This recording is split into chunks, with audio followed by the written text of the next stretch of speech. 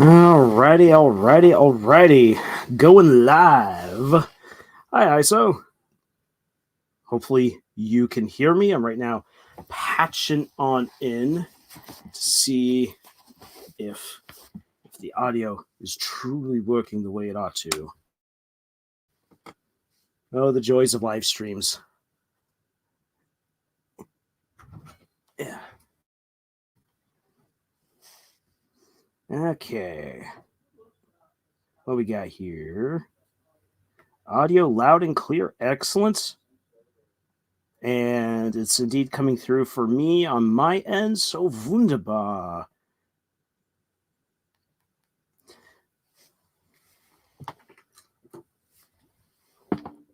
Alrighty. So let's get a going. Hello to hello to the couple of people who are here. Thank you for arriving on time. I know I was a wee bit late. I had to quickly finish dinner. And weigh my whistle with a glass of water. So we are good to go here. So today we are going to be talking about the new openings for the shows that have premiered. Now that I'm actually not going to be talking so much about the musical numbers, which I know like some people dedicate like their entire channels to the different opening musical numbers for the different shows. Instead, what I want to do is, as a writer, I want to have a look at the at what the writers and the directors were going for in adapting the first episodes or the first few chapters of each manga for various episodes, because I have to say I have been impressed, really impressed with what some of them have done. And I have a cat right here who is causing mischief right next to me. Hold on just a sec. It's the way that every good stream should begin, with a cat causing problems.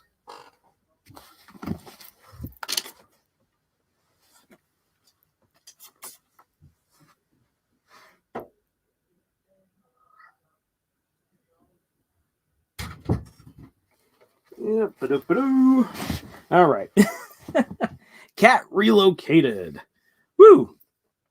So, since I see there's only two people here, I think before I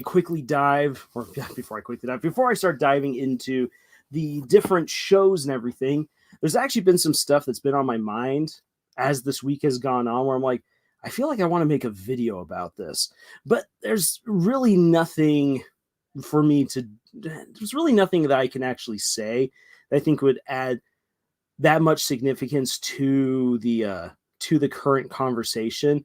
One of the big things is MatPat piecing out of the whole YouTube game. I mean, I know that he's staying on. I know that MatPat is sticking around. He's going to be the producer behind the camera, having a look at what everyone is doing. And that's totally fine. I think that he's earned it. He's built up quite an impressive company. I would love to know behind the scenes at YouTube who actually has more power, Mr. Beast, Rhett and Link, or MatPat.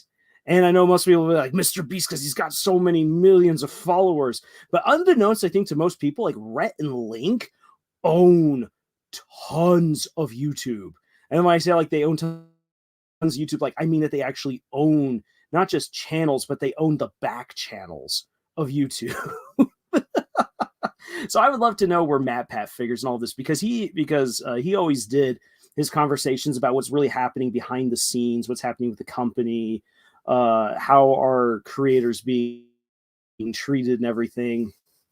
And with him taking a step back to take on a producer's role, I wonder how much of that's going to stick around, if we're really going to see more stuff behind the scenes of what's been going on with YouTube and Google. I think that I think that we might not. Uh, Matt himself was talking a lot about how just how the whole game has just kind of changed when it comes to doing really anything on YouTube, and I get that.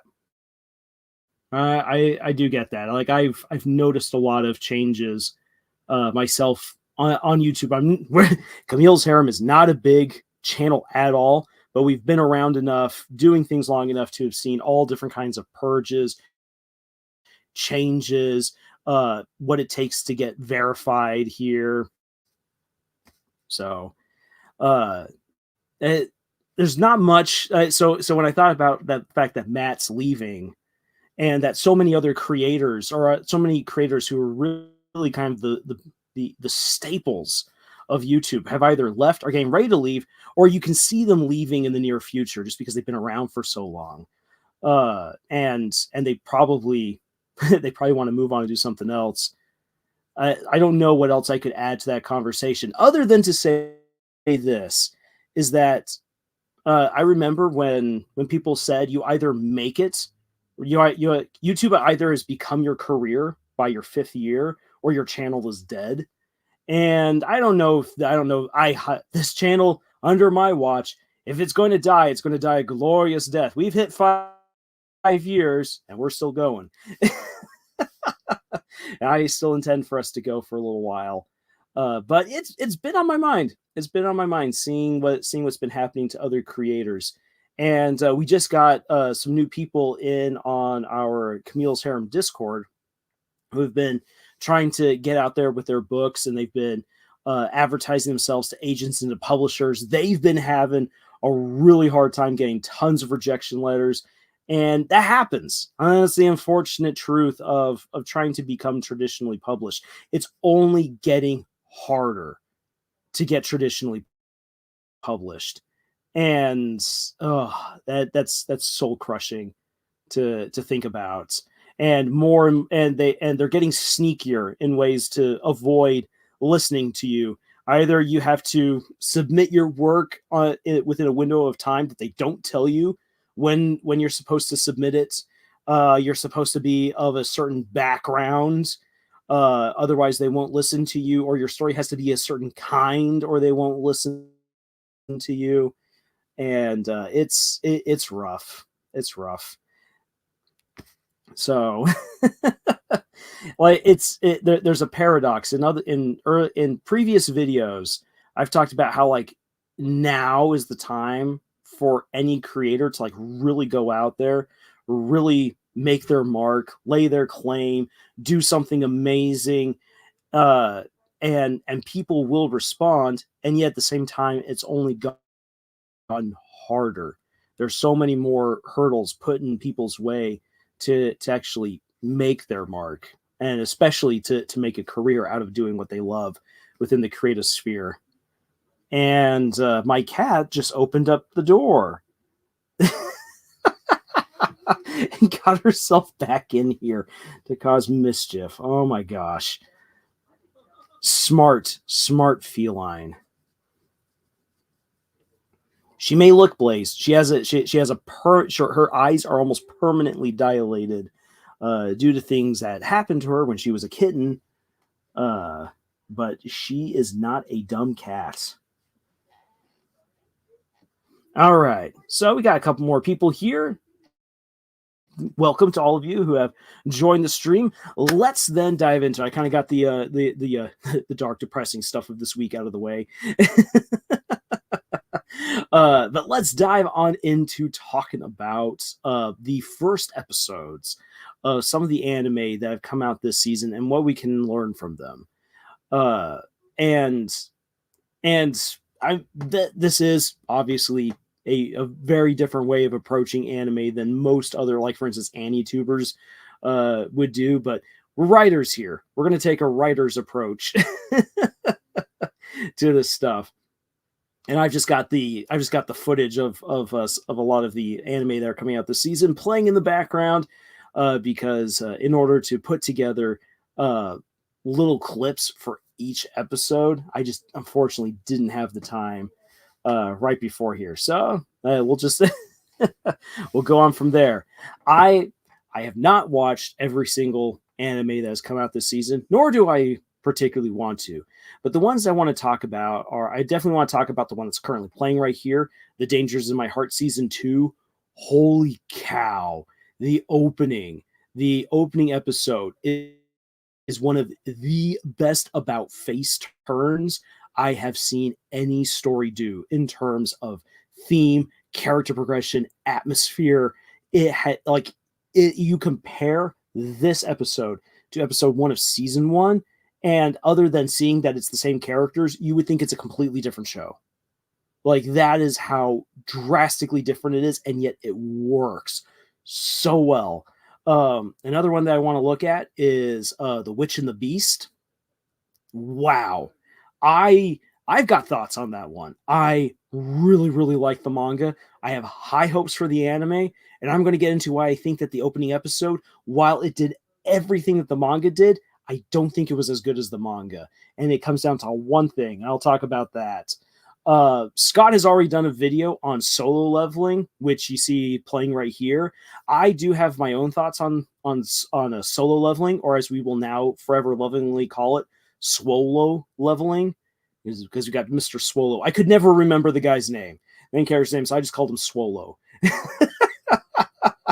So I'll talk about Swolo leveling. I talk about Delicious in Dungeon, which just had me laughing the whole time. That was a phenomenal opening to their show. Villainous Level 99, I think, had the best opening, bar none. Like so many other shows did a phenomenal job of like delivering very powerful opening episodes. The Villainous Level 99 put them all to shame. It was so well done. If I could write an opening to a book as well as the first episode of Villainous Level 99, I would feel on top of the world, because that was incredible. And then the last one I'll look at is Chained Soldier, because that one completely changed the opening, much like Swolo leveling did. And I'm going to talk about why I think they did what they did, and why, though it was a good change, I don't think it works. So we'll hit all of that, maybe not exactly in that order, but let's get it going. You know, since I'm right now seeing Swolo leveling right in front of me, we'll just go with that, and then we'll dive into The Dangers in My Heart. Uh, excuse me. So with Swolo leveling, Scott already mentioned this in his little video that he recently did. Hey Chloe, welcome. Uh, so he talked about how the opening episode really condensed so much world building from the opening chapters of the manhwa into 20 minutes, and it did a really good job. In fact, it actually was taking information from not only way later chapters with like different heroes and villains that we'll meet later on down the road, but also actually some of the world building elements that show up around like chapter 6. So kind of right out of the purview of where we normally did our 5 chapter preview. So some of the stuff that's like really important in later chapters, they were already feeding into this one. And I think that's good, because this story really has to differentiate itself from all of the other isekai nonsense that's out there. And actually, solo leveling isn't so much isekai as it is portal fantasy. And I think an important thing to say right here is that isekai was once upon a time part of the portal fantasy genre. It isn't anymore. It has evolved to be something else.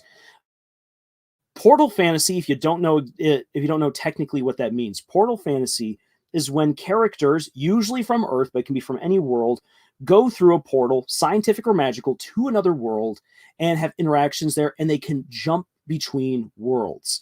And the important thing about portal fantasy is that the portal jumping, going to another world, is essential, not for the plot necessarily, though it is a big deal of the plot, but it for the characters. For instance, when we look at Mr. Swallow right here, he could not be a hero. He could not be a man who could provide for his family unless he could portal jump, unless he can go into another world through portals. He cannot go on the journey for his own character development unless he could go through the portals. And that's an important aspect of portal fantasy, that a character can only develop the way that they need to by jumping into another world. When it comes to isekai doesn't actually care too much about its characters. When you look at something, for instance, like ReZero really stands out because it's so character driven. And that definitely falls more into Portal Fantasy. I would contend it is Portal Fantasy because Subaru can only become the guy that he does. He can only become the hero that he does and deal with all of the family issues that he has and the personal trauma that he has by being in another world, getting to reinvent himself, but then also having to face himself and realizing that the reinvented version of himself and his old self are both problematic and need to be overcome. And so he can grow to become a better hero. Jinwoo, or as I call him, Mr. Swallow is much in that same vein. So this is a fantastic portal fantasy. So ReZero was fun to watch. It actually made me feel things. Absolutely. ReZero is a absolutely fantastic story. And Nathan, who unfortunately can't be with us tonight, has read pretty far ahead, if I recall correctly, in the light novels. He actually read further ahead for Konosuba, and that's another fun conversation for another time. Let's see here from Ann June. Hey, just saying, the season's first episodes made me binge read a lot of their respective manga and light novels, at least much more than I usually inclined to read. Ann June, that is perfect to hear. And in fact, I totally would believe that. And that's what a good anime is supposed to do. It's supposed to basically act as an advertisement for whatever manga it's usually being adapted from. There's some original anime, but most anime are indeed adapted from light novels, web novels, or manga. And yeah, like I need to go back and I need to binge more of like The Witch and the Beast, for instance, because it's so good. And unfortunately, the anime doesn't quite capture that same amount of goodness. But yeah, coming back to Solo Leveling. So Scott's already brought this up. Like the amount of information that was crammed into the episode and done well, very, very well pulled off. I really did appreciate that. But for me, what I appreciated is I appreciated the cliffhanger ending, because I thought that what they were going to do is that they were going to try to get to the trauma as fast as possible, where you have the smiling god statue, and that they were going to try to rush that so that way everyone who knew at least the meme would be like, oh, that's where it's from. Oh, and I'm happy that they didn't do it, that they took their time. They focused on making the world sound interesting. They focused on making Jinwoo, or Mr. Swallow, interesting, and it keeps you around with a neat cliffhanger of they're now stuck in a horrible chamber that you realize is acting like a puzzle. Can they solve the puzzle before they all get killed? And that is a great opening right there. Solo Leveling did it exactly the way that they should. And I think it's absolutely okay. For you as a writer, if you're writing like a mystery, if you're writing an action story, don't be afraid to have like a really awesome bombastic chapter that ends with a cliffhanger right there. There's some authors who are going to say, no, don't do that, build up to it. But if you feel like you want to take the risk, I say go for it. I think you can have a lot of fun with that.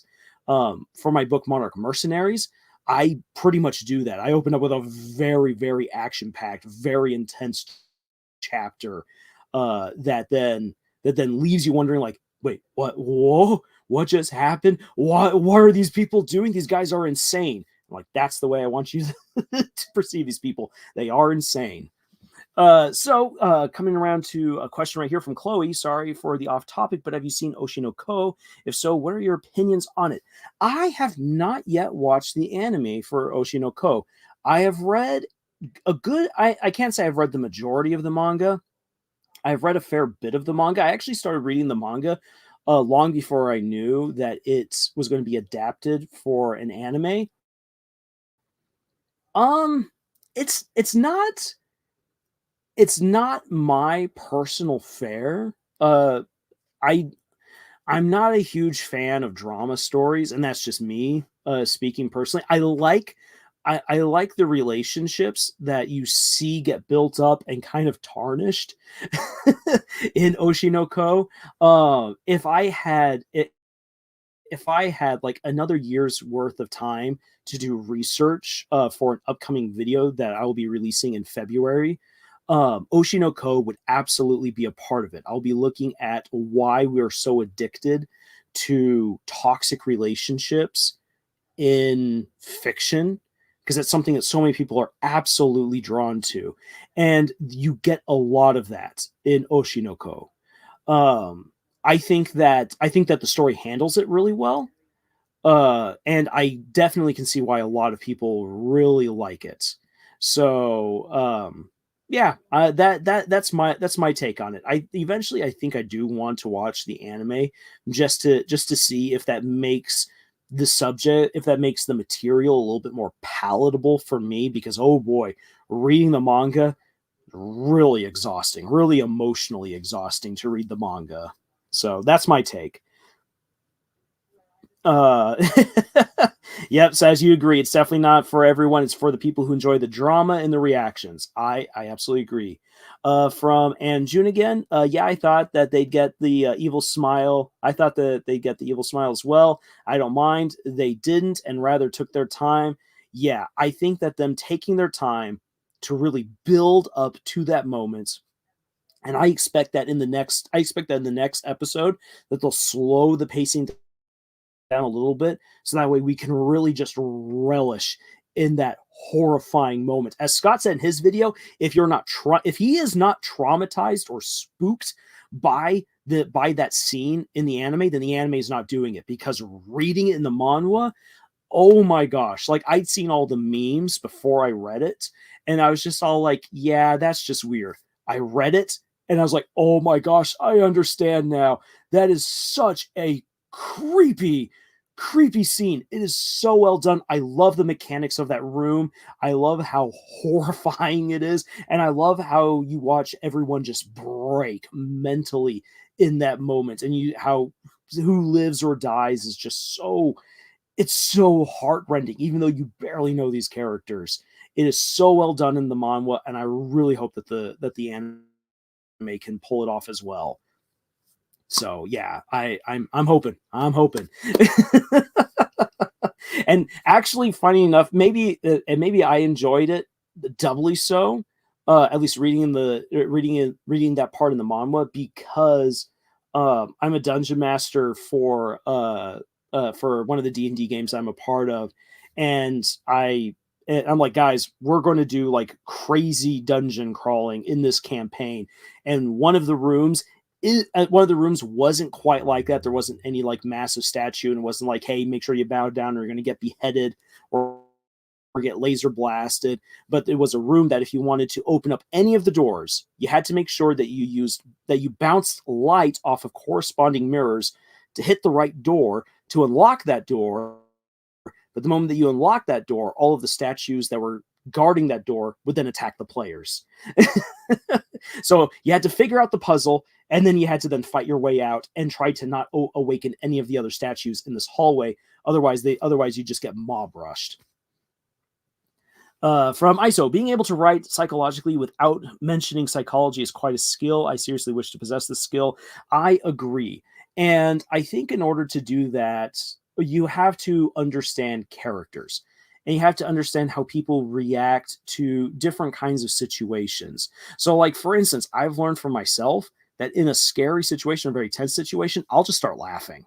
And so it actually kind of bugs me sometimes in very tense movies or shows or books when all the characters are acting very stoic or very shocked and no one's laughing, because totally that's how some people deal with the tension or with a horrible moment.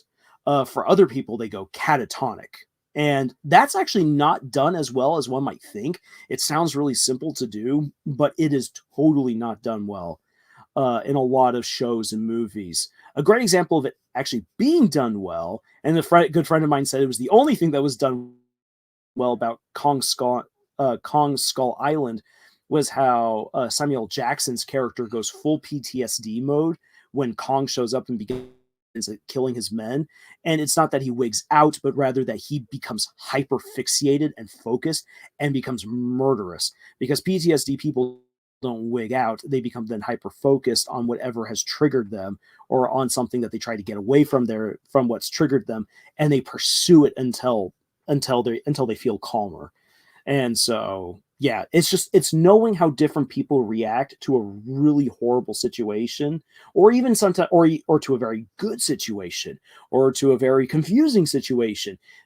Understanding how different people react and then writing that into their characters allows you, I think, to capture the psychological nature of a situation without having to use psychological terms, or psychology terms, I should say. Alrighty, so I think they'll do it for good old Swolo leveling right there. Let's go to the dangers in my heart. Like I said, I love how the dangers in my heart, episode 1 for season 2, is just a total about face from everything that was in the first season, and it was done so incredibly well. Um, and the funny thing is that I'm giving you all this praise, and I don't even think it's actually the best opening episode of all the anime that came out this season. So that's high praise actually to quite a few of these shows.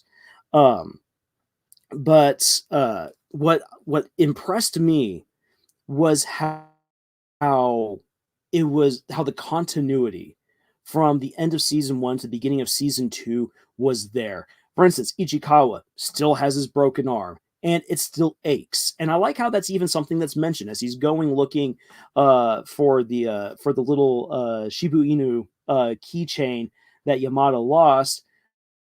How that's even brought up. He's like, my arm hurts. Like it hurt. If you got broken bones, it sucks to be in the cold. And so I like that continuity right there. And it flowed really well. And so the interesting thing is, because you have so many instantaneous connections between season 1 to season 2, how did it do the about face so entirely, so thoroughly? My my my observation for it is that the writers understood Ichikawa was at a particular point at the end of the previous season where he admits to Yamada, I was, or I have been this this this horrible person. And not in the sense I've been going around doing horrible things, but my mind is really messed up. I viewed people in a very negative light. I viewed myself in a very negative light. And I surrounded myself with negative literature or things that I knew would horrify people, so that way I could justify how I felt about myself, and that their reactions uh, would mirror how I felt about myself and how I felt about them. That's a very mature take for really any story to do, to be that self-aware about where a character can be when they're angsty, or when they have such low self-esteem about themselves, where they feel like they just don't fit in, that everyone hates them. And there's a lot of teenagers who, unfortunately, I think can really identify with where Ichikawa was in season 1. But at the end of season 1, he says, I don't want to be that person anymore. He gives up what he says is his armor, those books about murder and death and serial killers. He gives that up. And he gives that up because he wants to be a better friend. He wants to be there with Yamada. He doesn't want her to feel awkward or ashamed around him. And part of that is him just being dense, that he hasn't yet picked up that how much Yamada actually likes him. And that follows through really well. So we got to see his turnaround at the end of the first season, and coming into the first season, we see him trying to be a better person, and it works beautifully with how he apologizes for misunderstanding a scene, for insinuating that he actually doesn't want Yamada to help him on out, and then going and trying to find the keychain and not hating Moe when Moe tells him, "Hey, maybe you should look this way because Anna walks this way to get to school," and so it worked so well for Ichikawa's character, seamless flow from one state of being into the other. The continuity was on point, and Yamada is still who she is. We will see character development coming up more for her as the story progresses, and so I'm excited. I'm excited for that. Uh, but it, wow, it's that about face still just puts the biggest smile, biggest smile on my face because it was just so well done and it captured the feeling in the manga beautifully. So that's all I got to say on it right there. Let's see here. I'm going to shift gears. I know I listed this one as my last example of what I wanted to look at. But I'll pop it on over here into the next slot. Chained Soldier.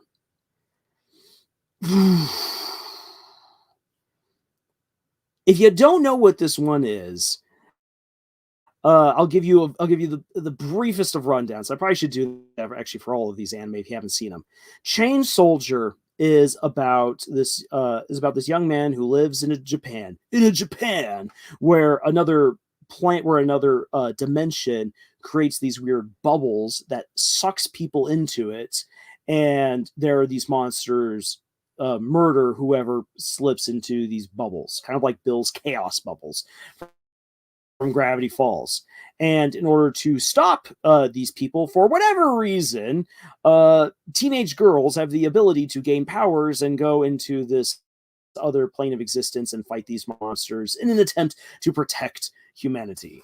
And our main character is this still bugs me for so many stories where they're like, oh, this character really actually isn't all that special. Their personality is pretty bland. They don't have any special skills, but you know what? You give them an isekai adventure, and then suddenly they're the hottest thing.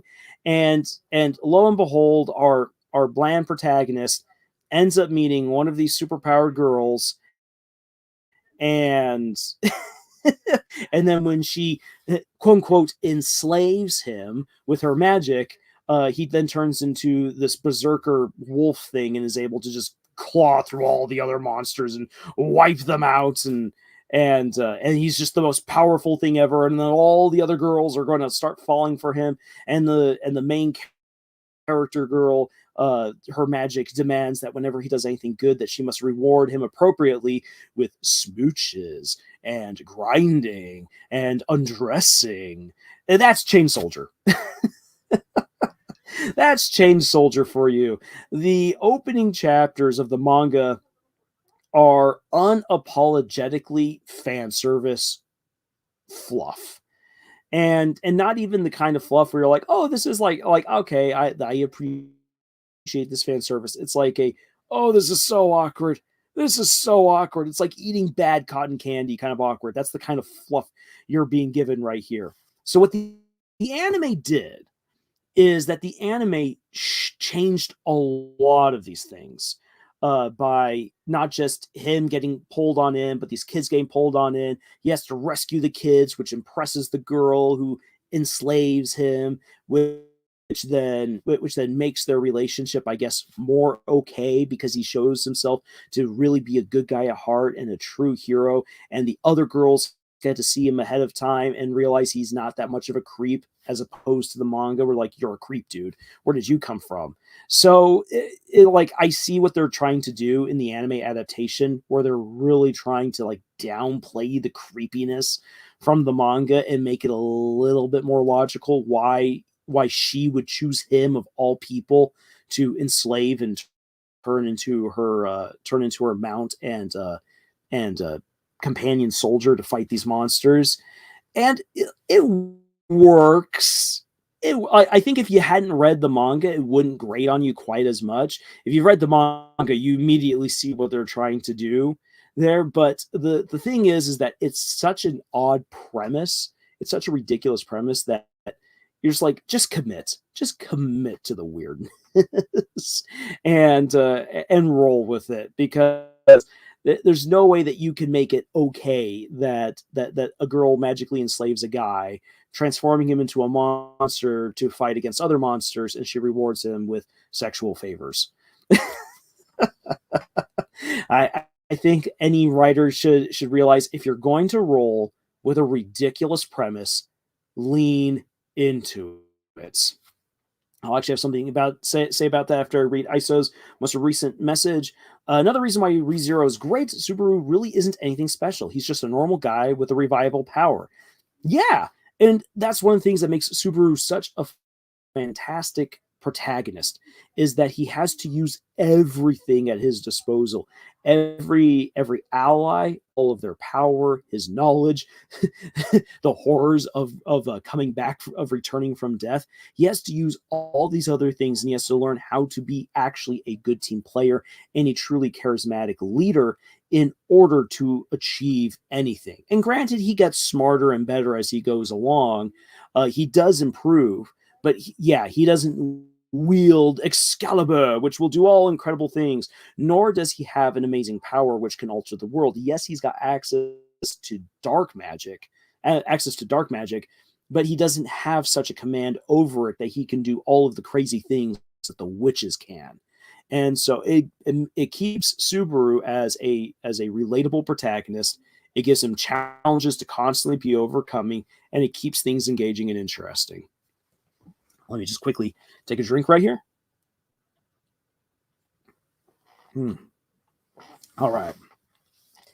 So I'll say this. I have a story idea. Just thinking about Chain Soldier. I have played around multiple times with what it would be like to do a harem story. And I could say so. There's an entire dissertation that needs to actually be done on the nature of harem stories, of the harem genre, just because, oh boy, there's so many things that are actually good and a ton of things that are bad. and I've been curious about what it would be like to write a story where you actually try to have healthy relationships, healthy full-on romantic relationships between the protagonist and all of the harem members, that doesn't come across as creepy or forced. And the thing is this, is that really coming up with a story like that is nigh impossible without it really feeling forced. So if you're going to do a harem story, you kind of got to really lean into it and just see what happens. So I recently talked with Scott about what I would do with a story like that, and we'll see. We'll see. I have the world building stuff, the main characters, and kind of the general plot already in mind. I will write out the outlines for the characters, for the plot, and everything, and see if it's a crazy story that I want to commit to. Because if you're going to commit to something like doing a harem story, you better be ready to bring your A game. A good example, if you actually want a good example of a harem story, is The Wheel of Time. And I think one of the reasons why it actually works is because, for one thing, the harem aspect is not all that prominent within the story. It focuses way more on the huge cast of characters getting ready to fight the devil at the end of the world. But there is a harem element. Rand al'Thor is going to have 3 wives by the end of it. He is destined. It's going to happen. And you see how that all plays out. And Robert Jordan absolutely took his time to make that happen. He did not force the harem right off the bat, even though in the very first book, Rand is told by a fortune teller, you will have a harem. You can't escape this. And it takes, I believe, 13 out of the 14 books for the harem to actually get together entirely. So yeah, it takes a while. And in that case, Robert Jordan, later Brandon Sanderson, were able to handle the topic, I think, pretty well. Like I said, that's oh boy, that is its own long conversation to be had. All right. So let's see here. So we talked about solo leveling, the dangers in my heart, Chain Soldier. Let's see here. What was the other ones? Let me tackle right here. The Beast and the Witch. Oh my gosh. This is a manga that I absolutely recommend that people go and read. It is really, really good.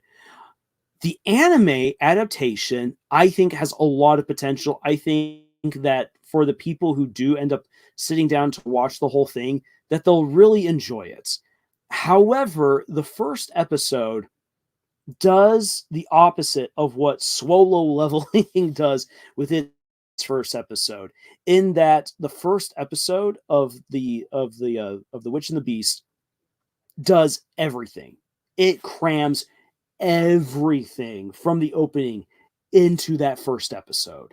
And so you get the witch who's going to destroy the whole city by unleashing this curse that her grandmother had actually sealed away and that her grandmother was then executed for because people misunderstood the magic.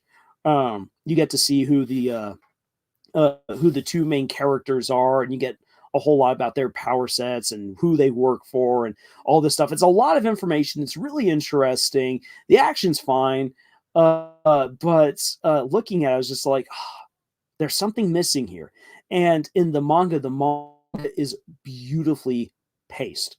Each mystery takes its time to unfold. You really get to know the characters and the setting and what they're actually going up against. Even though, like, the first chapter of the manga does actually have everything that you see in the first episode, that chapter is huge and it is dense and it is beautifully paced. The anime episode was not well paced. It crammed everything in as fast as it can. It was flying by the seat of its pants. And by the end, I was like, yeah, you got everything in, everything that I actually like, but it didn't feel as rewarding because the pacing was off. The drama and the horror of the main characters hunting down this witch it wasn't there. And the horror of when the witch betrays all of her apprentices to activate the curse, that was so creepy in the manga. It was so well done. It was drawn out to just the right amount of time to make you feel truly uncomfortable and to really fear that the heroes could do anything to stop the horror and the carnage that was about to be unleashed. The anime really tumbles through that pretty quickly. So we'll see how the rest of the season plays out. I'm still going to watch it because I really like the story, but yeah, this is again an example of where pacing is critical to getting a story right, and pacing's hard. Even professional authors have a hard time with pacing because pacing is determined by what kind of story you're telling in general. The pacing of each chapter is going to be different. The pacing of a scene is going to be different, all depending on what you're trying to communicate with those moments. Oh boy, pacing is difficult. So maybe it will get better as we go along with that one. But I would at least highly recommend The Witch and the Beast to anyone who's looking, I think, for like a good darker magic story. It follows these two basically witch hunters as they're trying to find the witch who cursed one of them and break the curse. But they don't know which witch cast the curse, and so they just have to take whatever jobs are given to them by their organization and hope that they run into the witch that casts the curse on the main female character, who I'll let you watch it and find out for yourself what's going on right there, because oh boy, what's going on with her story, that's a pretty interesting one. That was pretty nuts. So let's see here. So that's the Witch and the Beast, Chain Soldier, uh, solo leveling, the dangers in my heart. Uh, let's talk about a delicious in dungeon next. Wow, the delicious in dungeon was I said earlier, it absolutely had me laughing. That was a great opening. However, I will have a little bit of a caveat to it. I think it was a great opening, not just because I've read part of the manga and I know what's happening for the opening chapters, but also because I play D&D. And the show is unapologetically catering to D&D players, to people who do tabletop role playing games. The characters act like if you've watched Critical Role or anything like that. That's basically what you've got going on right here. Where you got like this great moment. There's this huge battle at the beginning, where the heroes are fighting against this red dragon, and then the main character, the knight, is like, "Oh, I'm really hungry. I'm feeling kind of sluggish," and he just starts being stupid. He starts doing like the long monologue when he should be taking his action. And so, because of that, the dragon then gets an attack of opportunity on him. The mage has to save him. The mage is his sister, and his sister gets eaten. and so, what's the story? These adventurers are going to go back into the dungeon, get revenge on the red dragon, kill it, gut it, and take the sister out of its intestines, or collect the poop, and then take her to an archmage or an arch cleric, so that way a revival spell can be cast and they can revive her from what little remains of her. That's the story. And it's very blunt and blatant about it. And almost immediately after they've said that they're going to get revenge and save the corpse of the sister, they're like, let's go get some food. Just tromp on and do a side quest. And it's so D&D. It is so D&D, where the dungeon master is like, here's your quest. What are you going to do? And then they're like, we're going to go into a bar and we're going to flirt with people. This is the equivalent of what Delicious in Dungeon does. And I love it. It was very well paced. The sad thing is this, is that if you haven't read the manga and really know the characters, if there's one thing that the anime did poorly, it's that you don't really know the names of the characters. And as opposed to something like Goblin Slayer, where no one actually has a name, so it's really easy. You're like, oh, cleric, mage, archer, or ranger, Goblin Slayer. Like, you call them by their profession. In Delicious in Dungeon, everyone actually has a name, but they don't use their names enough for that to really stick. And that's a fault of the opening. If you're going to give your characters names, you want to make sure that the audience actually knows each character's name, or at least each main character's name, and that they can put the correct name to the correct character. Or that is something that, as a writer, you need to do, because if you don't do that, and I've seen reviewers here on YouTube talk about how sometimes in a show they actually liked a character, but they could never remember the character's name because the show, the movie, or the book didn't connect that character to the name well enough. Sometimes they just don't use the name enough. So that was kind of a little bit of a downfall to the opening for Delicious in Dungeon. But otherwise, it was hilarious. If you play D&D, you know exactly what's going on.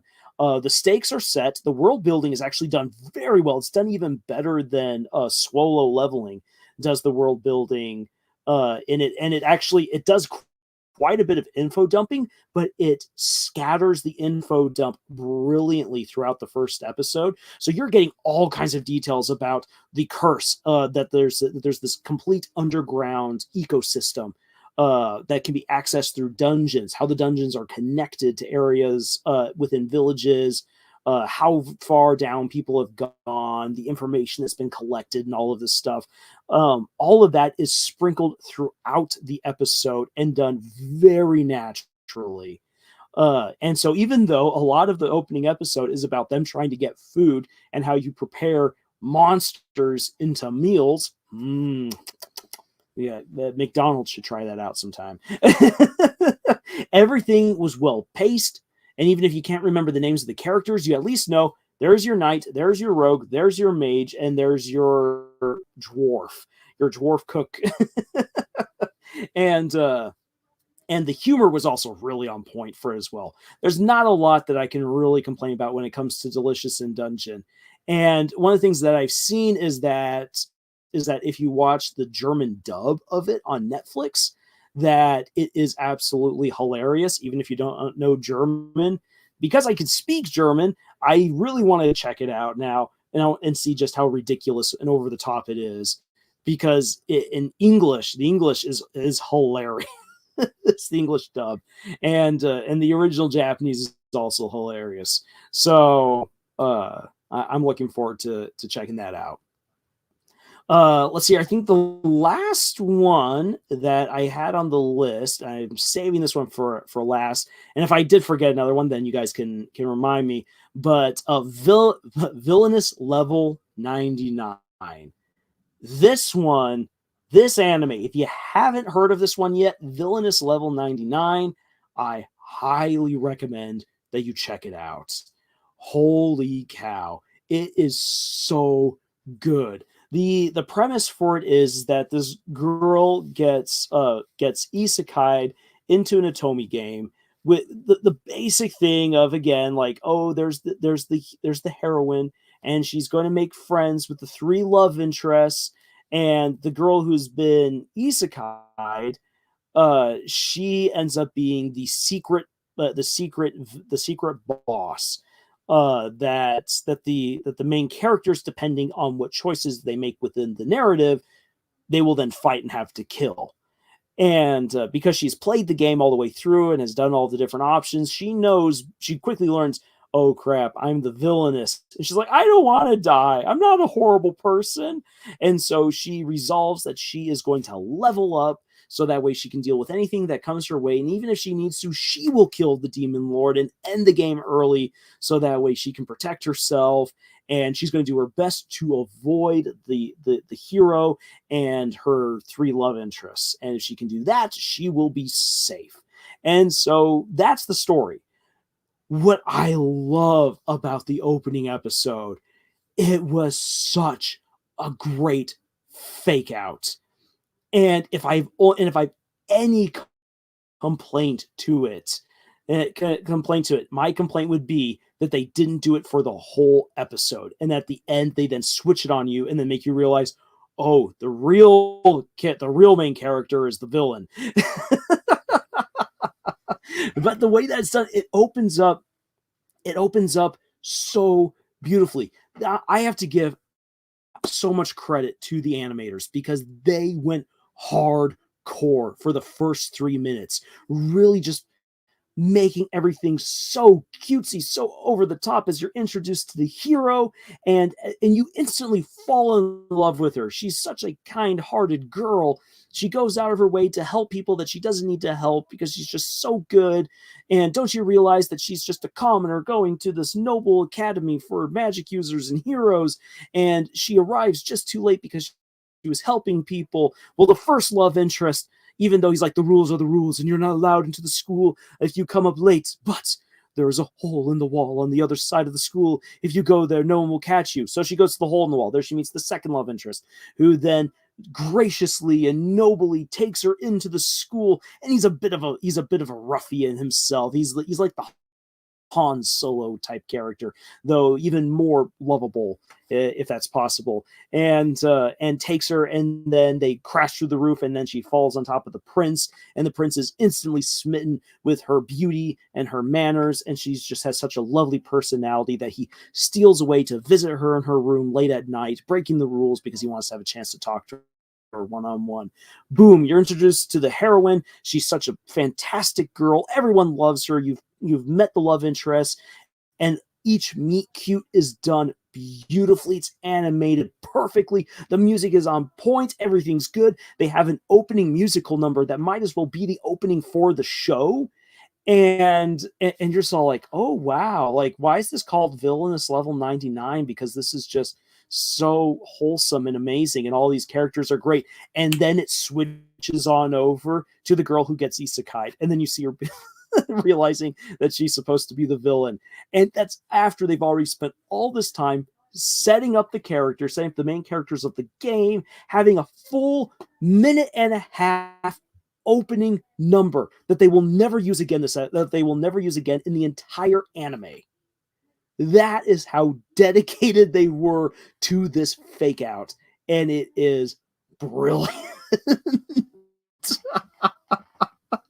It is such a great opening, and I just wish it had lasted longer, all the way to the end of the episode, where we just see everything from the hero's perspective, and we get to see more of her with the love interest, and really like get you invested in who will she end up with, because all three are actually good guys in their own right, and she's just such a pure, kind-hearted girl. I just want her to be happy. What is the best choice? Like the perfect Otome game setting, and then to have dropped it right there at the end that the villain is actually the main character, and then to have the all new opening that is the true opening to the show. That's how I would have done it.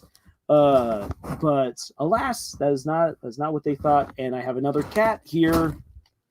Mamba, what are you doing? I don't have a camera, so you can't see the shenanigans of my oldest cat coming around. And he's just like, well, the door was open, so I'm going to come here and I'm going to schmooze on up. And he tried getting into the mic.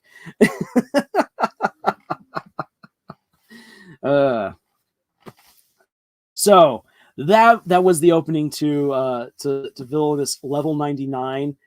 I love it when a story can present something to you where you're just all like, wait, like where it doesn't match what the show or the book's description is at first blush, and then it has this crazy about face to then become what it was actually advertised. A good example of this actually is Harry Potter and the Sorcerer's Stone, or for those of you from the UK, Harry Potter and the Philosopher's Stone, because in that one, obviously, it opens up with the Dursleys. And the Dursleys are so well built up in the very first chapter that as far as you're concerned, like if you weren't paying attention, who knows who this Harry Potter fellow is? Like, isn't the story all about the Dursleys? And then as Vernon Dursley comes on home and everything that weird has been happening, it all starts coming together. Oh, Harry is the nephew. Oh, this is his story. We've been introduced to these people. And you suddenly begin to realize, like, oh, please don't drop Harry off with these people. These people are awful. Please don't do that. J.K. Rowling totally conditions you as the reader for what she's about to do. And she does, and with like Harry and his journey, how he's going to be abused by the Dursleys, and how it's going to be a real triumph when he finally learns that he's a wizard and is able to get out of that world and get into the world that he actually belongs by going to Hogwarts. That was incredibly done. And again, if you did not read the back cover for Harry Potter and you just jumped right into the first chapter, you're about to get hit with a fake out that you're just like, wait, what? Oh. And she did that opening chapter so well with the misdirect. And Villainous Level 99 did, in my opinion, did the exact same thing. A fantastic misdirect to really set up what kind of world the main character, the villainess, is in, and what she's dealing with, and to realize that like, yeah, this is going to be a comedy, because you look at how rom-commy and fluffy and gorgeous everything else is, and then to be introduced to the villain who's like, I don't want to be the villain. I just want to survive and have a happy life. So I'm going to grind in a dungeon and just up my level as high as I can go. And then it's revealed that she's level 99, and all of the heroes, like the heroine character and her love interest, none of them can even hold a candle to the villainess. And suddenly you're all like, so are we aiming for the actual ending of the game, or is there a way to get out of this? It's just it's so dang good. The manga itself is already pretty fun and nice, but that's not how the manga opened up at all. You're thrown right into what's happening with the villainess and her realizing, oh, I've just been isekai'd and I'm in an Atomi game. And it just seems kind of silly. Like you're like, okay, that's what's happening. But then by like chapter 3, you're hooked on the main character and how hilarious she is. And so you're buckling in for the ride. The anime did it so much better with the fake out and by going so hard with that opening and just delivering what is just such a great like a great romance. You're like you almost want to be like, can I watch this romance story as well with Villainous Level 99 because both seem really good, and the show's like, no. So yeah, I hope I didn't oversell it right there. And Iso says that they're going to go watch it. I hope that you do. I hope all of you give Villainous Level 99 a chance because it is so good. Easily by far, I think, the best opening to any of the anime that I've so far seen this season. The fake out was just fantastic. So yeah, that's those were the ones I was planning on talking about, and I actually kind of blazed through that a whole lot quicker than I expected. So I'm going to take a quick drink right here, and before I do, I'll just say if you guys have any questions about any of those shows or anything about writing, please take a moment to put that into the chat. I'd like to hear from you guys. And while you do that, I am quickly taking a drink.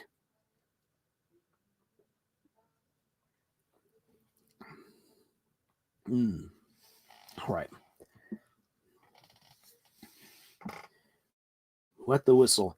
I am actually happy that I've been able to talk almost nonstop for about an hour now, because earlier today my voice was kind of going a little bit. I just did 3 recordings earlier this afternoon. I recorded the audio for a reaction to Frieren Journey's End. That was a request a little while back from some people for me to do a reaction to that anime, and I really hope I can give you all like an interesting perspective into why the story of Frieren just hits so beautifully and so emotionally. I also did all the recordings for the upcoming How to Write Strong Women video. So that was the one that people voted to have Mao Mao included. Mao Mao is most definitely included in it. There's going to be 4 girls that I look at. I'll already give you a preview because people loved the addition of Mrs. Brisby from the video, strong women versus strong women, because people loved Mrs. Brisby's addition. Mrs. Brisby is going to be in it. Nami from the live action One Piece is going to be a part of that video. Mao Mao, and then one of my own characters from my book Bleed, Steam, and Steel, Asuka, is going to be in it. And so yeah, I hope that people will really enjoy that when that one comes on out. It's going to take a while to edit it because that's about 50 minutes of raw audio that needs to be gone through and made nice and perfect. And then all of the visuals that will need to be assembled for it. So that video is going to take a little while. It's definitely not coming out next week, but I will try to have that one out as soon as I can. And I also did a recording that I hope to have that video out tomorrow, looking at the teaser trailers for Murder Drone's season 1 finale. And if you've seen my video about how Murder Drones will end, the announcements that were made by Glitch made me rethink a few things about it, especially when I saw the Doggo merchandise commercial that they did, because I think that Glitch secretly slipped us a little bit of a preview into what's actually going to happen with the Murder Drones finale. So I dived a little bit into that. Let's hear from ISO. Using your own character in a video about strong female characters. Now that's why I call it power move. Exactly. And I'll be honest, if I didn't write her well, I want people. I know this is like, hey, people read my book, but if you think that I'm just spouting hot air, that I'm just taking stuff that other people have done and running with it and trying to sound really interesting or really knowledgeable myself, I have tried my best to write very well written female characters, interesting, engaging, strong individuals that women and girls could read and be all like, I like this character. I don't feel pandered to. I feel I feel engaged as I read her. Maybe I even feel a little bit empowered. Maybe I feel a little bit seen. That'd be awesome if they say that, but at the very least that they are entertained by a well-written female lead. That is my goal.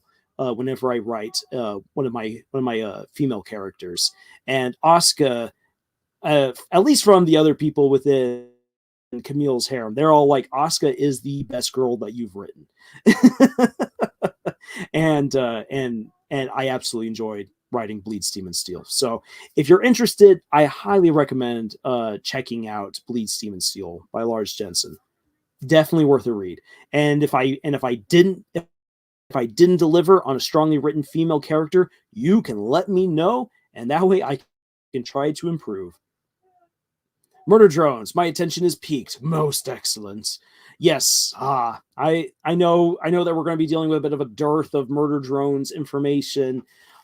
Definitely a risky move on Glitch's part, but I think that it definitely will pay off by letting them have the time to really craft the episodes that they're supposed to do. And honestly, the fact that we have to wait until maybe March or even April for the last two episodes to drop makes me think, because originally I was like, there's no way that they're going to do more than one season of Murder Drones. And I think that they actually have done what they've done because they've been able to impress on Liam. We want another season. People want another season. Can you do another season? Plus, thanks to the Amazing Digital Circus doing so flippin' well. The Amazing Digital Circus alone with ad revenue has made enough money to cover the costs for finishing up Murder Drones. Easy. That's how well the show has done. So I think that they're all like, can you please give us another season? Oh, just a sec here. No. Ugh. Cats. All right. Yeah, that's the problem. So when it comes to any of my books are not in bookstores. They have to be ordered online through Amazon. The reason for that is because I'm a self-published author at the moment. Um, and once upon a time, I actually did have a contract uh, with an actual publishing company. A quick rundown of that is that the so my book was picked up. I was super excited. The guy who picked it up acted as like a combination of not exactly an agent, more like a quasi agent. Like he would be my liaison to the company. He was also the head editor and the owner of the company, so the bigwig. And it's nice to have the connection immediately to the bigwig. The problem is that shortly after he picked up my manuscript for Knights of Halley Cruise to publish it, right before he could get into editing my book, he went through a really nasty divorce. And that's nothing that I can control. And really, I wouldn't say that's anything that he himself could control. If it was a really nasty divorce, then I mean, I don't want to pry into what was going on in his personal life or anything like that. And I hope it ended well for him. But for more than a year, I didn't get back anything from him. No notes, no nothing. And suddenly, after more than a year, I'd already started working on other books. And I know that other authors are like, do not work on your sequel until you know what your publisher or editor or agent have said about your first book and how well it's selling. But I was just like, no, I must write. I feel the need to write the next book, which is The Dark Rebellion. And so I started writing The Dark Rebellion, and I realized that there were a lot of things that I needed to correct in Knights of Halicruz. There was a lot of things I needed to do differently to get the continuity just right, to really nail the characters and to get a lot of the themes and the world building through just right. And so I was sitting on Knights of Halicruz where I was like, okay, I want to hear back from the guy, I want to hear back from the editor and see what he has to say. When he finally got back to me, he's like, okay, we're going to publish your book in 3 months. And I was like, wait. Do you have any notes for me to like help make the book better? He's like, no, we're just going to publish it as is. And I'm like, no. I want my book to be the best it can be. I need notes in order to improve it. And he's like, yeah, I don't have any for you. And I'm like, I'm taking my book back. And so I did. And took about another year and a half to prep Knights of Halicruz to get published. And all the other publishers I talked to had said no. I got rejection letters, some nice, some not so nice. And so I decided to self-publish on Amazon. And I've been self-publishing there ever since because either my books would not be picked up by publishers or they were rejected. Bleed, Steam, and Steel was rejected by publishers. And so I was like, well, I love the story. Everyone in the harem loves this story. I'm not just going to sit on it forever and hope that one day an agent or a publisher might be interested. I'm going to publish it.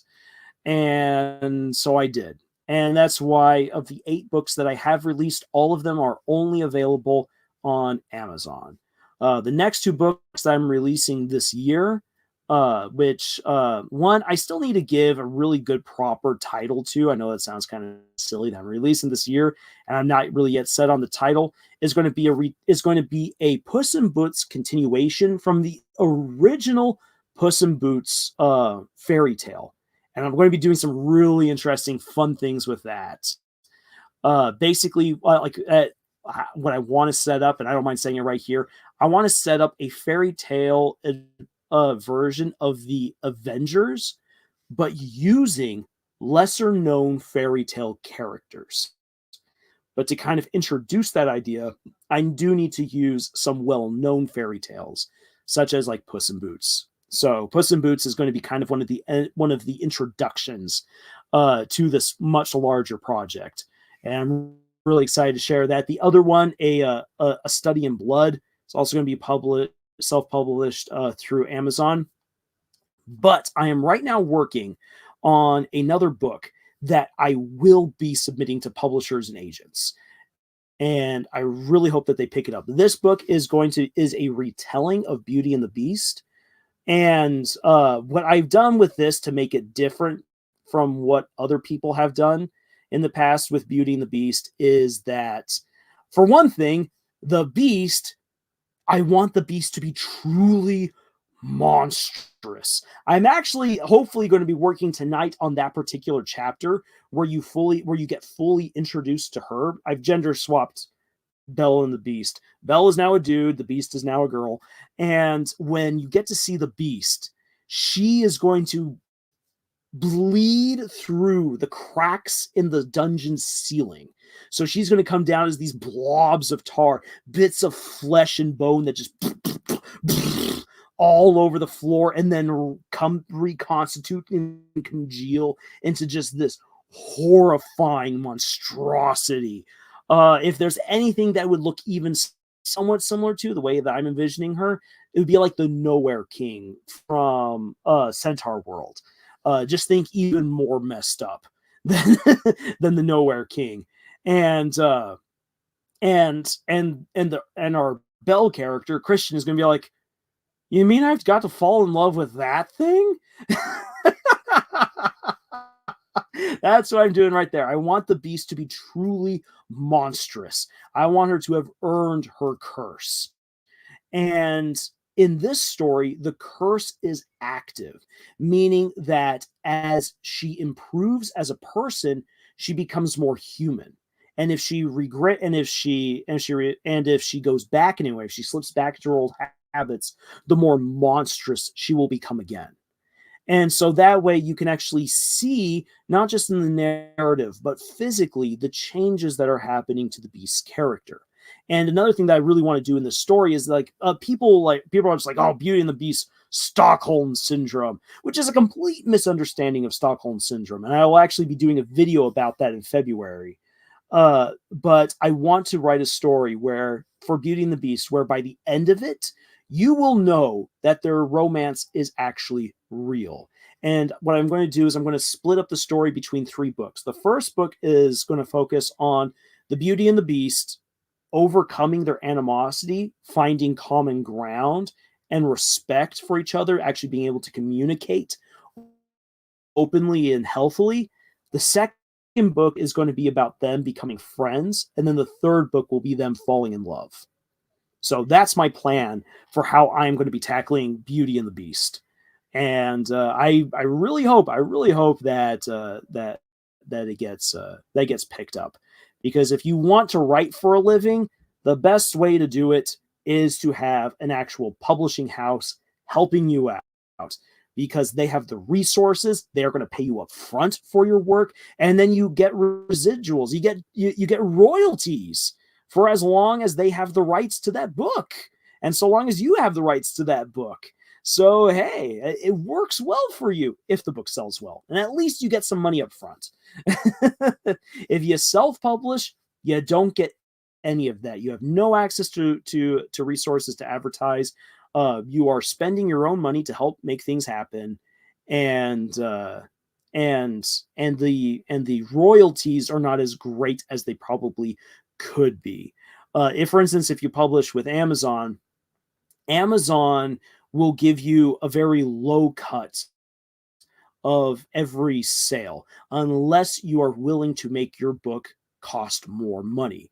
They have a flat rate for the printing of your book, and you can set the price of the book to just cover the cost of printing, and then you won't make any money off your book. But then your book is super affordable.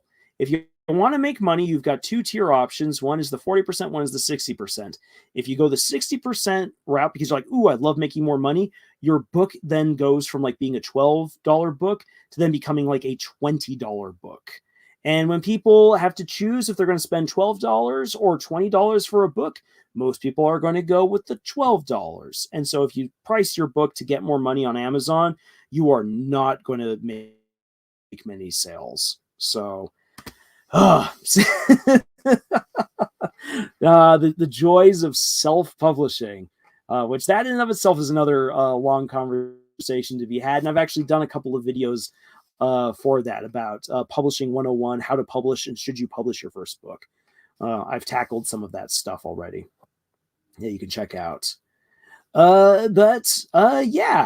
Let's see here. Is there anything else that you guys would like to hear from me, like some insights, some opinions, some feedback on? Otherwise we'll start wrapping this up right here. So I'll give you guys a chance to put that into the chat, whatever thoughts come to your mind, questions or whatever, and I will take another drink of water.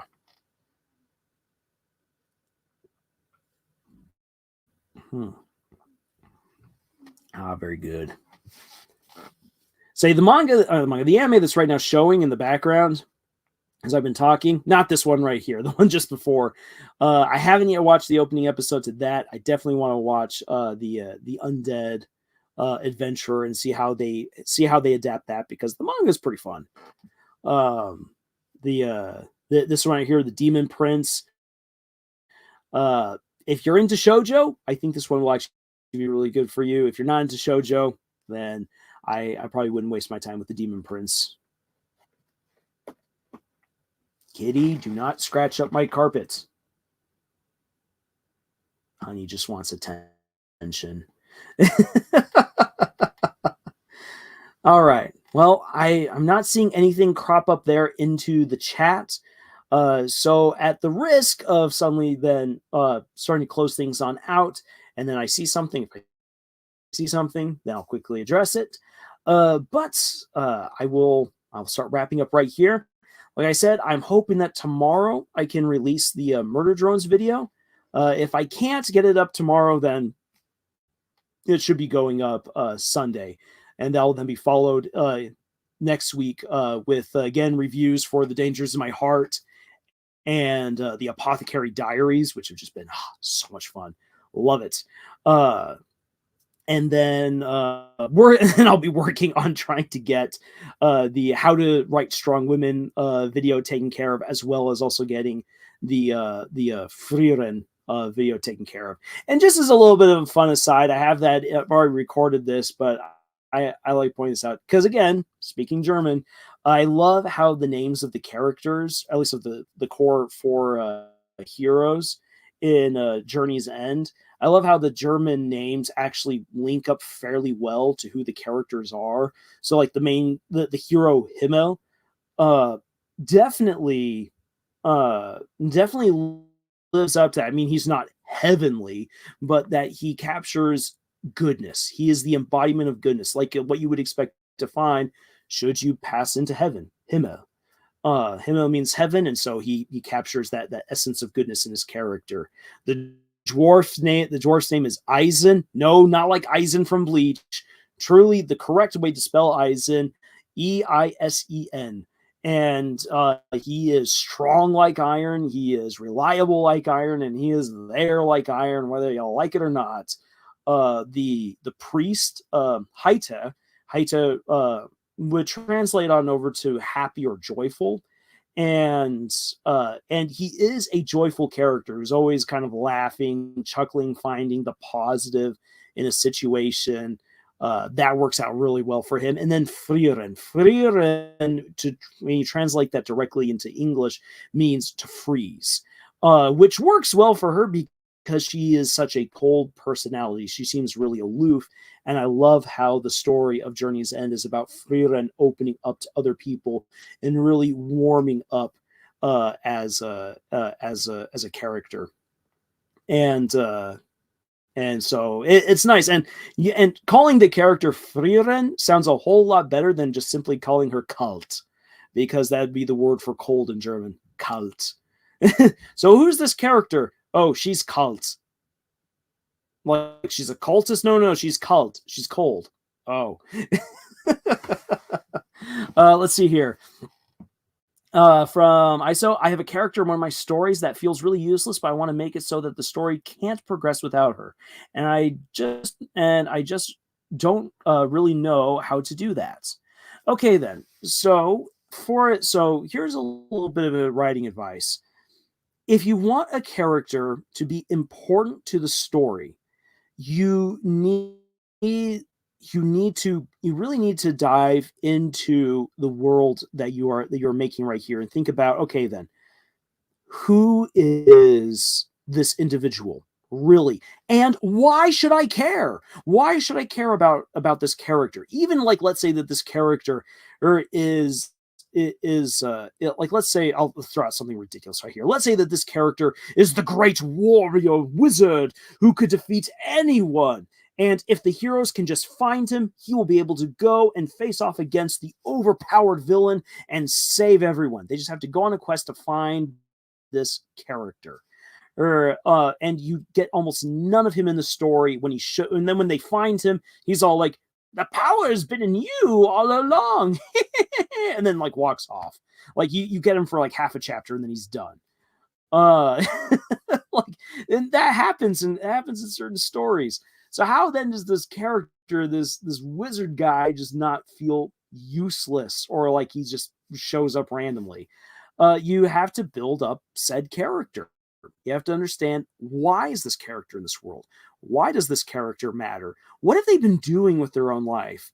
And I think actually a better way to help illustrate that, and this is kind of spoilery for a story that I have yet to write, so whatever, I'll share it. Because then by the time that I actually publish this book, everyone will have forgotten about this. So I have a story. I have a story where the main character is orphaned because his family was killed. It was killed when their dragon lord, the dragon who owned them effectively, who owned their land and who owned the humans there, was assassinated. And he himself, the main character, got to see the assassination happen, but he could not see the perpetrator. He only saw blue lightning swirl around his dragon lord and just tear the dragon to pieces. And then it flew off. And he knows that it was another dragon who did it.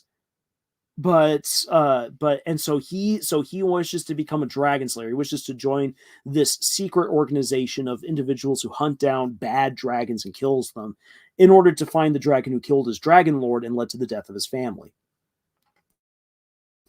And along the way, he meets all these other characters. He actually gets to meet the assassin pretending to be human. She takes on human form, and what I originally had planned was that she has infiltrated this university in this fantasy world that he goes to because his master and then the other main character of the series are like, you know what, you should become a dragonist, someone who truly understands dragons, someone who helps bridge the gap between humans and dragons. This will be really good for you.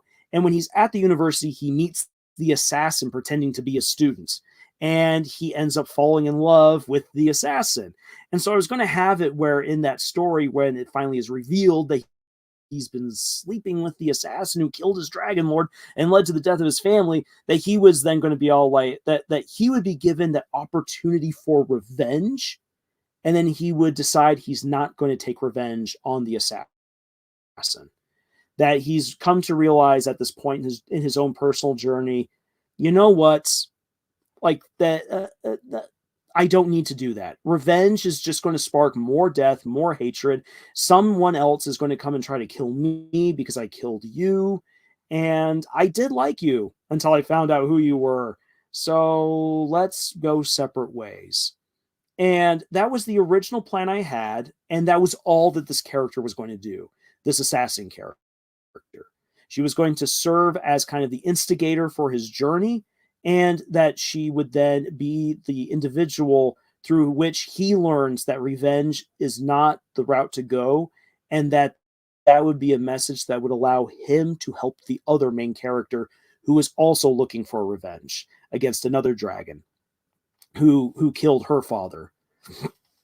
So I had this great grand plan all set up, and the assassin was there. She wasn't necessarily useless, but I had a moment where, as I was planning out the story and all its intricacies and everything, I looked back at the assassin and I actually wondered, what am I going to do with you? You're just kind of there. Am I having you around I'm having you around as a dark love interest because I want to put sexy fun times into my book? Is that the only reason why you're here? Because you're the instigating event and then you're just there? And so I felt like she was going to end up being kind of a useless character because she just existed to serve a purpose. That was why she was there. She existed to serve a purpose. And then it occurred to me, I had this really neat moment, and this goes differently for every author. My moment was that as I was thinking about this, it almost felt like I then started having a conversation with that character, with Blue Streak. That's her name. Blue Streak then was all like, Blue Streak was like, Lars, why are you just going to write me off? I was like, I don't know. And she's like, and then she then said, I love him. And I was like, you do? She's like, yes. Why do you think I stuck around with the guy? He knows, like, if he found out that I was an assassin, I'm a dragon, for crying out loud. I can squash a human flat. Why don't I just kill him when he finds out who I am? And I was like, you have a point there, Blue Streak. And she's like, yes, it's because I love him. And I was like, oh, why do you love him? And so I started thinking about, okay, then why is this? Why did I want a relationship? What can I do with that relationship? Blue Streak, why are you even an assassin? Why did you go there to kill Eric's Dragon Lord? And so having that conversation with that character and exploring her more, I realized I needed to make her truly a part of the world and not just a character who serves a purpose to advance the plots. So for you, ISO, for your character who you're like, this character's important, but she feels useless or he feels useless, my suggestion ultimately is this. Talk to that character in some kind of way. Sit down and think, why are you here in this story? Why should I care? Who are you? Why are you doing what you're doing? If I were to remove you from this story, how would it break not just the progression of the plot, but how would that leave a hole in the story? Something that you uniquely feel you complete the story. It's rough, and I'll say this. This is a process that could really slow down how much progression you're making in writing your story. But if you begin to realize that there is a character that you want to do something with, but they just feel like they don't belong, you need to sit down and really take your time with that character. Like if you want to, you can have a conversation with them, or you can write it out for yourself. Why is this character here? This is who she is. This is where she comes from. This is her history. This is why she is where she is when I need her. And this is why she contributes to the plot. And she will continue to be important beyond that because of this. And if that makes sense, once you write it out and once you've talked it out, then I think you will find how you can better utilize that character, how you can make that character feel like a living part of the world that you're creating and an absolutely integral part to the plot and to the other characters. If you are not satisfied with that character, once you've thought about all of that stuff and written it out, if that character still doesn't fit, then you need to axe that character. Take them out. Remove them from the story and go back to and go back and be like, okay, then that character's gone. I just can't use them. They just don't fit. And if that's the case, then you start saying, what can I do differently to still make sure that my main characters end up where they're supposed to be by the end of the story, that they still have whatever experience this other character was supposed to give them, and that the plot continues to flow the way that it should. And you will find that there's actually plenty of other options that are open to you. Sometimes when you axe that character or you axe that chapter or that idea that's just been holding you back for a little while, sometimes when you axe it, just all kinds of opportunities open up to you. And then you realize that there is a better way that you can go forward. I have an idea. The execution will be tough, but she needs to exist. All right, then. If she needs to exist, then play it on out. Like I said, take your time with that character, like whatever way that you can, like have that conversation or write it out, learn why they're important to the world, to the plot, and to your characters.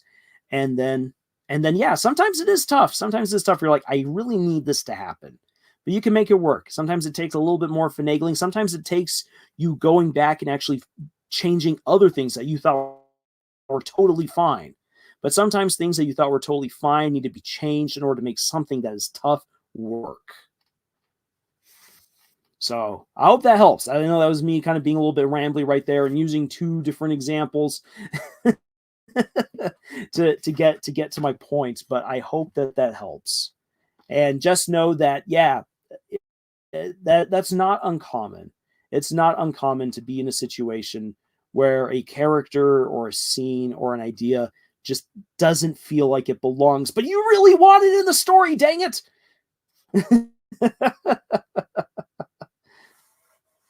So there you have it. Anything else that you guys wish to hear? Oh, I just realized I got so into it that I didn't let the let the footage continue playing. Oh well, not that it really is needed. It's just a little bit of a stickler for that. Back when I studied video and video production, that was one of the cardinal rules of doing a good video is that there has to be constant movement, change, or something needs to be happening every 6 seconds. If something isn't changing every 6 seconds, people usually check out. There are actually some filmmakers who can really break that rule really, really well. M. Night Shyamalan, I know people kind of treat him a little bit as a joke. M. Night Shyamalan breaks all of the conventional rules of filmmaking, and he actually does it really, really well. The question is whether or not the twists for his stories are executed really well. I actually really do like M. Night Shyamalan as a filmmaker. He's a really good filmmaker. And when he's on point, he's an excellent storyteller. When he's not on point, his stories really fall flat. Yeah, as there's kind of my little bit of a concluding thoughts. So if you guys have any other things then that you'd like to ask us about writing or anything like that, then please feel free to put that into the comments once this live stream has wrapped up. Or you can also always reach out to us on any of our other videos or on any of our community posts. I'll also quickly say this is that there will soon be another thank you community post for all of you guys helping us to reach 5,000 subscribers last year. This one is going to be special. Unfortunately, I can't give away too much of this right now, both literally and metaphorically, but there will be a very special post next week. So make sure that you're keeping an eye. You guys right here who are watching this right now or just watching this a little bit later, there will be a special thank you post with on the community tab for the Camille's Harem channel with a very special opportunity for anyone who's able to get on it post haste.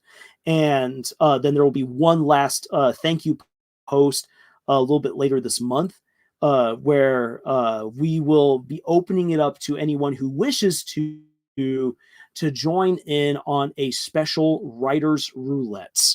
And I will have more about that later on. But if you are a writer and you really want to kind of challenge yourself and you want to have an absolutely hilarious time, then I highly encourage you to join the writers roulette once we have that open. But yeah, with all that being said, guys, thank you so much for coming here, for listening to me waffle and pontificate, talk about a fantastic anime that has been out there. Oh, I just realized I didn't talk about the new episode for the Apothecary Diaries and how that one shifts things around. I've already done a review for it. You can go check it on out. All I will say I'll say right here before I log off is that the Apothecary Diaries just continues to deliver. It is fantastic, an absolutely great story, and I am really excited for you guys to see what I've got to talk about when it comes to why Mao Mao is such a strongly written female character. She is really good, and she's unique. She is unique from the other characters that are in the lineup, and I really like that with Mrs. Brisby, with Mao Mao, with Nami, and with Asuka, all there in the lineup. For vastly different characters, very different motivations, very different stories, but all of them are such well-written female characters and are just, I think, really what people should be looking for when it comes to well-written characters. Hollywood, go suck on a lemon, little man. You've forgotten how to actually write excellent characters, and it's really sad. But with all that being said, guys, thank you so much for showing up. Thank you for your interactions, for your questions, for the discussions, and for just simply being here. I really do appreciate it. We all appreciate it here at Camille's Harem. And until the next video, y'all, tschüss.